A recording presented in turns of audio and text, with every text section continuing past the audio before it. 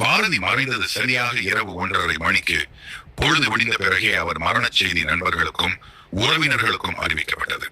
மரணத்தின் போது உடல் மெலிந்து 50 கிலோவுக்கும் குறைவான எடையில் இருந்தார். பாரதிக்கு மகன்கள் கிடையாது, 2 மகள்கள் மட்டுமே. மூத்தவர் தங்கம்மாள், இளையவர் சகுந்தலா. ஆக தூரத்து உறவினரான ஹரிஹர சர்மா என்பவர்தான் பாரதி உடலுக்கு எரியூட்டினார். பாரதி மறைந்ததும் செல்லம்மாள் தன் கணவரின் படைப்புகளை தன் சகோதரர் அப்பாத்துரையின் துணையுடன் சிறு சிறு நூல்களாக வெளியிட துவங்கினார். சுதேச கீதங்கள் என்ற 2 பாகங்களுக்கு மேல் அவரால் வேறொன்றும் இயலவில்லை.